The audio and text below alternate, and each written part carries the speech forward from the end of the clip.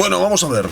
Yo sé que a vosotros os gusta lo bueno, y no es vuestra culpa, porque uno, cuando ha consumido lo bueno, se acostumbra a tener un estándar, pues tal vez más elevado, y en ese caso, pues como estaréis viendo, tenemos ahora mismo unos trazos exquisitos, con unos colores sugerentes, satánicos, poderosos. Tenemos un personaje que es puro carisma, que estáis viendo ahora mismo. Hellboy rules. A todos nos gusta Hellboy. Es como Tom Waits, pero en versión satánica. Eso es poderoso. Y hoy vamos a ojear una de las mejores historias de este personaje.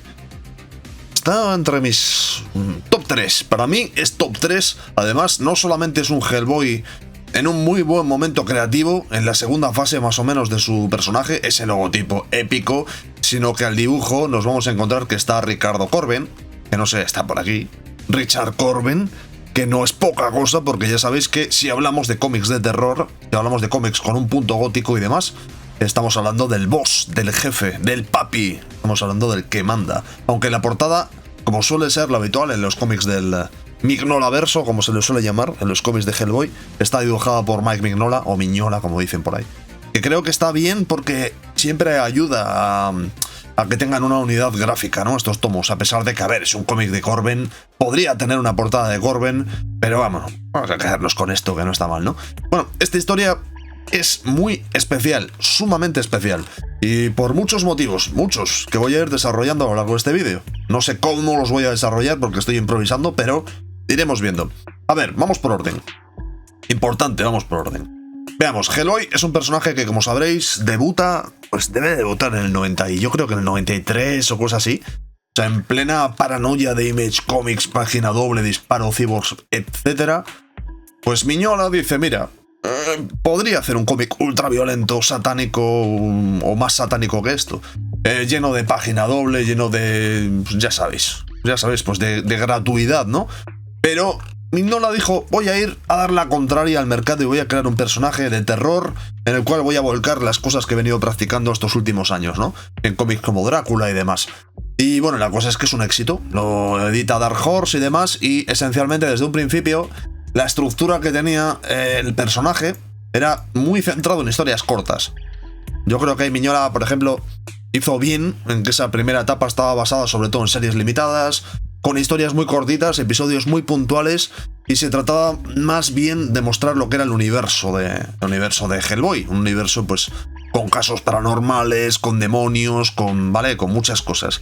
Bien, lo que vimos a lo largo de los años, esta serie limitada que vamos a ver hoy es del 2008, es decir, el personaje no era ni un clásico ni era especialmente antiguo cuando sale esto, pero ya estaba establecido, ya estábamos un poco en una segunda fase, ¿no?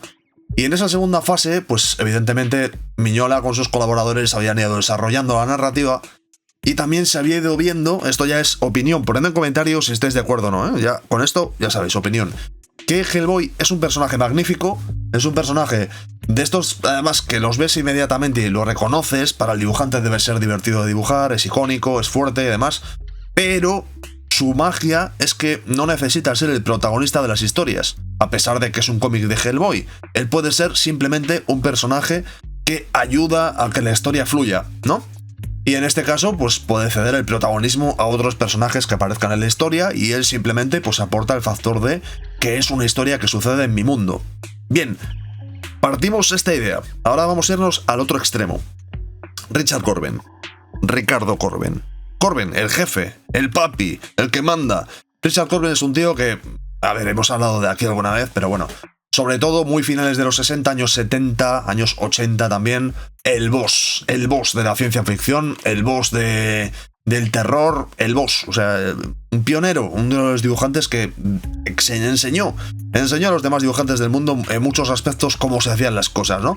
Posiblemente sea el tío que mejor ha trabajado desde mi punto de vista el tema de los volúmenes, lo que llaman el render, ¿no? Los yankees. El utilizar la sombra de una manera totalmente volumétrica y conseguir ese punto de realismo mediante casi 3Ds, ¿no? El tipo además se nota, trabajaba mucho haciendo recreaciones con figuras, hacía figuras de arcilla, trabajaba sobre fotografías, era un tío que tenía un punto de vista para su época muy moderno. La cosa es que, bueno, el tío durante muchos años estuvo metido en editoriales independientes, autoedición también, Pantagor Press creo que se llamaba su editorial. Y bueno, digamos que comercialmente no le fue especialmente bien, no se hizo millonario, Spoiler, no se hizo millonario, lo cual supuso que tuvo que estirar su carrera bastantes más años de los que yo creo que él hubiera deseado, y esto que estáis viendo aquí ahora mismo es una página dibujada por un hombre de 60 y muchos años. Posiblemente tendría 67, 68, 69 cuando se publica esto. Es decir, una persona ya mayor, es una persona ya en tardía, por así decirlo, como artista. Y para mí, este Richard Corbin tardío, he hablado otras veces de él porque me parece muy notable. Este Richard Corbin tardío a mí me parece brutal, Es un tipo que sabe exactamente lo que funciona, es un tipo que no ha perdido el pulso, que no ha perdido la manera de dibujar, veterano, curtido en 100.000 batallas, que se las sabe todas, y sobre todo y ante todo está trabajando en un mundo de terror, que es el mundo de Mignola, que él previamente había abonado. Es decir, por una parte tenemos la mejora en el lore del mundo de Hellboy que había hecho Mignola con los años y con la experiencia, y por otra parte tenemos a un autor que ya tiene acumulado todo el saber hacer de haber sido básicamente, pues, en fin, el súper pionero de cómics de terror y demás, ¿no? De haber sido el gran referente, aprovechando además sus recursos al máximo. Y en este cómic en particular, que por cierto no he dicho cómo se llama, The Crooked Man, a ver si lo he dicho bien en inglés, el hombre quebrado me parece que se llamó en español, o el hombre, ¿cómo era? Lo voy hasta buscar porque no me acuerdo, el hombre retorcido. Es magia, este cómic es magia. Este cómic es dos autores que se entienden perfectamente y cuyos talentos encajan a la perfección. Es fantástico como cómic de Hellboy y es fantástico como obra independiente. No hace falta que te leas los demás cómics de Hellboy para disfrutarlo, porque crea su propio mundo. Y es un mundo además que está muy bien, muy interesante, porque es el mundo del terror, pero yankee, norteamericano. Es una historia centrada en los años 50, con brujas, con pueblos americanos aislados, con pueblerinos, ¿sabéis? Tiene este sabor American Gothic. Eso nos gusta mucho. Y Hellboy, pues es un personaje que es parte de su magia, ¿no? Que pasaba por ahí. Bueno, además es que es fantástico cómo se genera la historia. Os voy a hablar un poco de ella. Vale, mirad qué bonitos los dibujos, ¿eh? Una vez más, Corbin, os repito, 60 y muchos años, ¿ok? Corbin, fijaos cómo ambienta. Estamos en las Apalaches, se llama, ¿no? En Virginia, los animales. Supongo también que Mignola en los bocetos le haría algo de ¿cómo se llama eso? El layout. Imagino que ayudaría con los layouts, porque hay algunas cosas, estos detalles de los pájaros y tal, sí que tienen un punto muy Mike, pero bueno, estamos en los años 50, pues en una zona aislada de Estados Unidos, rural, que ya sabéis que eso pues tiene su magia, como decíamos antes. Y nada más empezar la historia nos encontramos pues con una mujer que está gravemente enferma, muriendo, y está Hellboy. Pues Hellboy ha detectado que hay actividad paranormal en la zona y ha aparecido por ahí para buscar, cosas, y los del pueblo, pues en este plan muy paleto misterioso, le dicen que no hay ninguna medicina que le vaya a ayudar porque está embrujada. Esta es una historia de brujas. Sí, amigos. Y en medio de todo esto aparece John Random. No es John Random, pero podría ser John Random perfectamente. Que se llama Tom Ferrell. Lo pone aquí, Tom Ferrell. No me acordaba su nombre. Me acordaba que se llamaba Tom Random, pero ya está. Este tipo que aparece de repente, este es el protagonista de la historia. Aparece en la página, ¿en cuál era? En la página 12 aparece este tipo y dice, sí, yo conocí a esta mujer enferma y en aquel momento no era una bruja. Hellboy aparece, acostumbrados porque de aquí en adelante Hellboy será un secundario de la historia que dejará hacer al protagonista y nos irán contando el lore, ¿no?, que tiene la historia. Fijaos los colores. Hemos hablado de Corbin, hemos hablado de Mignola. Esto imagino que será Stuart. Vamos a mirar los créditos. Venga, estamos en la 12. Ya que me he metido en esta, imagino que será de vestuar, pero bueno, vamos a mirarlo. Igual no, ¿eh? The Crookman. ¿No pone el color por donde está? Nunca Ferguedo. Sí, Dave Stewart. Vale.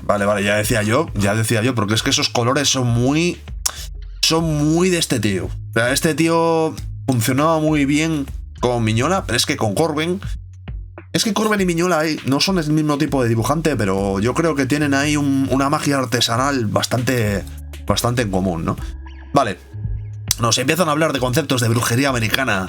Las bolas de bruja, que esto es una especie como de bola de pelos que está relacionado con la brujería de allí, ya sabéis, los símbolos y demás. Bueno, esencialmente nos empiezan a contar la historia, ¿vale? Este protagonista, John Random, que ha aparecido, Tom, es un tipo que llevaba 20 años fuera del pueblo, todo el mundo le conoce, por lo tanto, pero le conocieron como niño, y nos irán contando más adelante, a medida que va avanzando la historia, que el personaje, pues, jugando básicamente de niño, acabó metiéndose en rituales mágicos y haciendo un pacto con el diablo que hizo que de alguna forma le vendiese su alma a cambio de lo que originalmente era un hueso de la suerte. Con ese hueso de la suerte, ya os hablaré más adelante, el tipo fue a la guerra y es lo que se supone que le hizo sobrevivir. Por el camino pasamos por la casa de otro personaje que será importantísimo en la historia, que se llama Cora, que cuando entramos pues nos encontramos que es una bruja. Nos encontramos más bolas de bruja de estas que aparecen por aquí, una biblia marcada donde pone el nombre de la chica, Cora Fisher, y por último, bajo nuestro terror, un insecto atrapado dentro de una botella. Mirad Corben ahí con qué poquito, cómo te lo dibuja. Y por último, la piel de Cora Fisher en la cama, lo cual ya es como bruja, bruja, bruja, es bruja. Y nos están contando pues que se van a quedar a esperar que vuelva a su cuerpo, porque eso quiere decir que está utilizando la brujería y demás. Vale, aquí mirad qué dibujazos, ¿eh? Es que es lo que os digo, que esto, para mí esta obra es fantástico. Es que es un cómic excelente por lo bien balanceado que están los autores, la colaboración de los autores, ¿no? Es que este es el Corben que nosotros conocimos.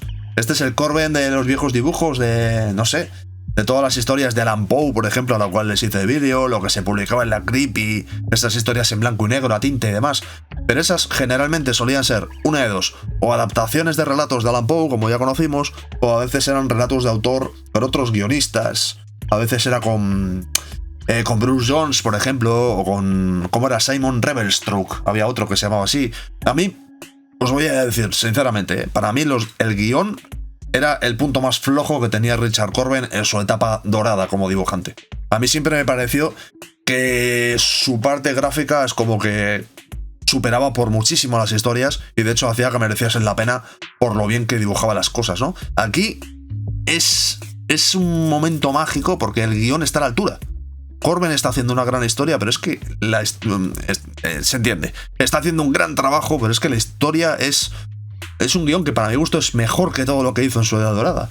Aquí, fijaos con qué buenas viñetas nos está contando que este chico, pues eso, que cocinó un gato y que tiró sus huesos quedándose solamente con uno que acabó siendo su hueso de la suerte, su Lucky Bone, muy yankee todo, y que ese Lucky Bone le hizo sobrevivir en la guerra posteriormente, ¿no? Y que quien estaba detrás de todo esto era este hombre, que era el que hablábamos antes, el hombre retorcido, el Krugman, que era una especie como de demonio que andaba por la zona. El tipo directamente se refiere a él como el demonio, que es se supone que es el espíritu de una persona que era un avaro, un viejo avaro de la zona, que solamente pensaba en el dinero y en las deudas y que al final acabó estando ahorcado. Con lo cual, pues, su espíritu pues, acabó envenenando la esencia espiritual de este pueblo. Sería un poco eso el concepto, ¿vale? Entonces, bueno, vemos que el niño acaba metido en el lío satánico, vemos que se arrepiente y que huyó, de hecho, del pueblo, acabando en la guerra y que el hueso de la suerte le hizo sobrevivir y demás. Claro, hasta aquí decimos, ¿cuántas páginas vamos? Porque nos has contado un montón.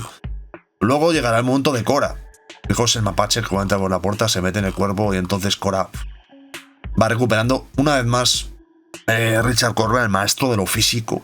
Richard Corben es el maestro de la tridimensionalidad, de la masa, del peso. Sus figuras pesan, sus figuras tienen volumen, sus figuras tienen tacto. Fijaos la sensación cuando la piel que habíamos visto antes vacía, aparentemente dibujada sin mucha complicación, se va hinchando porque vuelve a tener el espíritu dentro y finalmente tenemos a la chica, siempre con un plano muy corbenita. El uso de la perspectiva siempre también fantástico, muchas veces perspectivas forzadas y tal. Cora, ¿qué has estado haciendo? ¿Cómo puede ser? Y tal, se reconocen. Y bueno, la chica le dice, bueno, no tuve más remedio que hacerme bruja porque todo me salió mal en la vida. Y el chico dice, bueno, pues mira, yo me encargaré de ayudarte, descubriremos otros personajes. Este que estáis viendo es un personaje que después en Hellboy aparecería más veces. Effie Kolb, lo menos mal que lo está diciendo aquí porque no me acordaba. Y bueno, lo que tendremos aquí, voy a ir pasando páginas. Mirad, simplemente os voy a enseñar cómo dibuja Corben. Es el Corben de siempre. Es que es lo bonito que tiene es que esto es que es el Corben de siempre. En la historia, por cierto, se nos hablaba de que esto es, a partir de aquí, evidentemente, es súper spoiler. Esto es para que veáis un poco el tono, ¿eh? Se nos hablaba de que el padre de Tom había desaparecido, se entendía que había muerto. Y esta chica, que es bruja, no ha envejecido un día desde que Tom se marchó del pueblo. Viene a caballo, le dice, mira, te hemos traído un regalo, toma el caballo. Y cuando Tom se acerca al caballo le quita las riendas, sería, ¿no?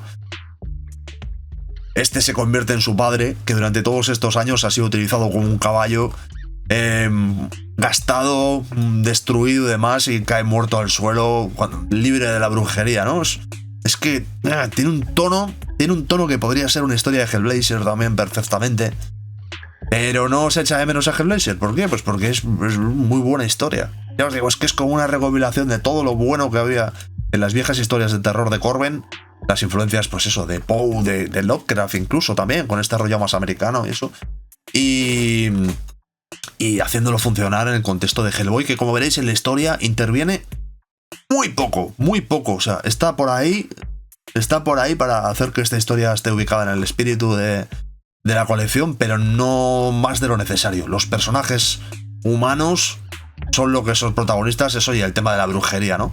Está muy bien representado ese concepto de que la brujería es una especie como de círculo vicioso que tiene atrapadas a todas estas personas del pueblo. Y la historia realmente es muy sencilla, es la clásica historia, ya nos la han contado en otras historias de Hellboy, es el camino que tienen que recorrer, ¿no? Tienen que recorrer un camino hacia una iglesia, entonces durante ese camino tienen que pasar por un terreno maldito. Mirad una vez más los colores, el dibujo, que bien mezclado, todo ese rollo de los pantanos, los bosques norteamericanos y demás. Qué bien conseguido está realmente. Y bueno, pues nos van contando cosas, ¿no? La chica dice que ella está perdida, que no va a poder sobrevivir, que la dejen ahí, que yo no puedo pasar por este terreno porque está prohibido y aquí debajo está el mal. Muy Tarkovsky, había que decirlo. Esto cuando lo leí me recordó un montón a Stalker.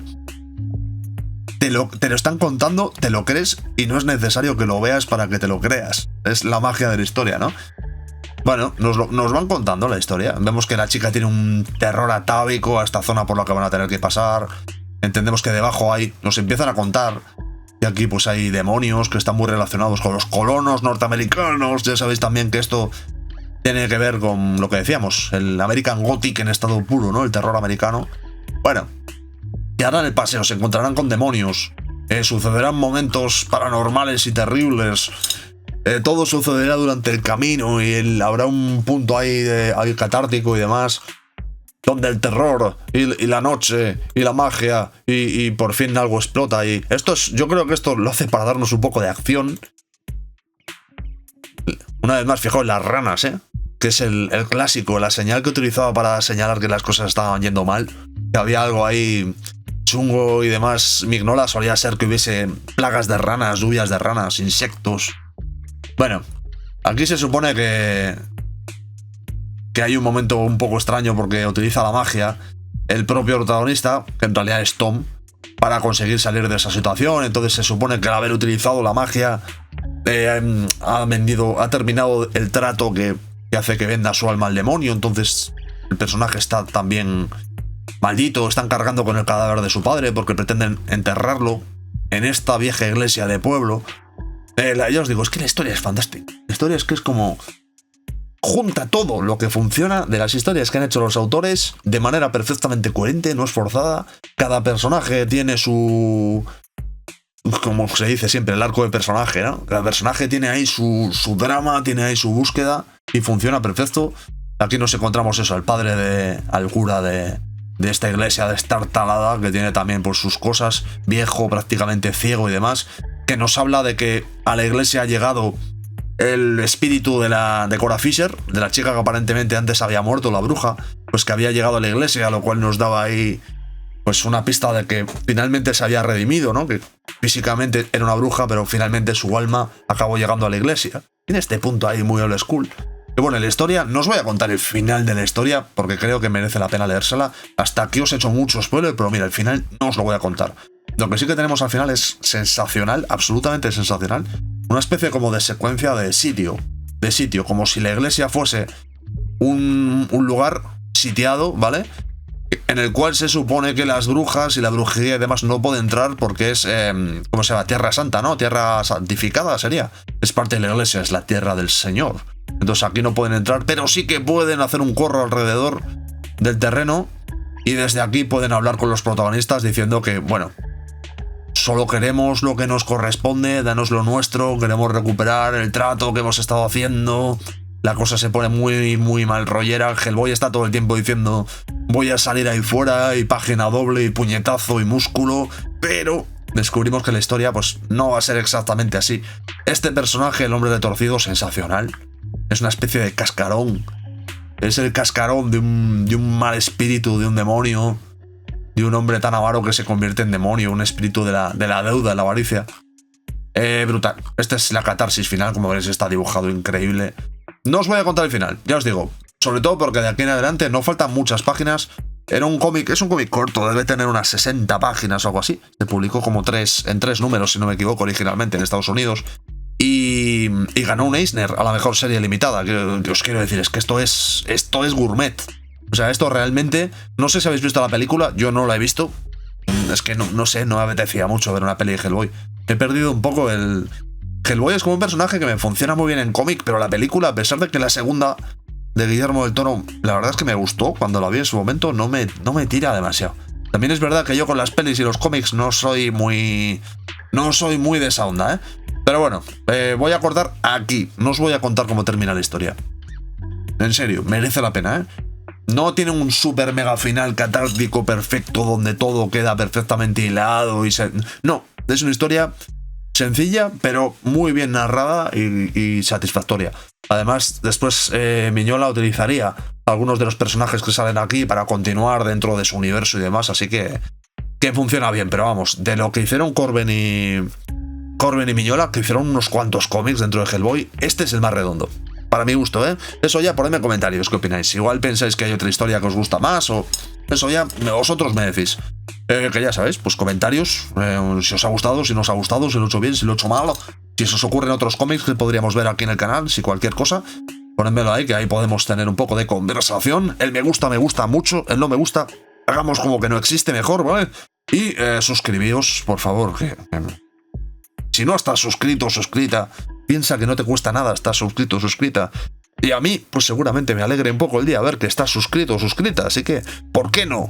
Yo te digo, ¿por qué no? Y al mismo tiempo, pues comparte. Que seguro que hay un, ¿sabes? Un fan de la Hammer. Un fan de los viejos cómics de terror. Que está buscando un cómic que se ajuste a sus gustos, pero es que ya no son tan buenos como antes. Aunque esto es de 2008, también hay que decirlo. Pero bueno, seguidme el rollo. Y esto, pues tal vez anime su viejo y triste espíritu. En fin, amigos, Richard Corben es que era una auténtica barbaridad. En fin, dibujantes de estos que son más que dibujantes, porque son pioneros. Jack Kirby, Richard Corben, Breccia. No hay muchos en realidad, si te pones a pensarlo, ¿eh? No hay muchos que sean tan importantes en la historia, tan influyentes. En fin, amigos, ¿qué es eso? Necesito 2 palabras para despedirme que van a ser tío creepy. Tío creepy. Sí, claro que sí. Venga, nos vemos.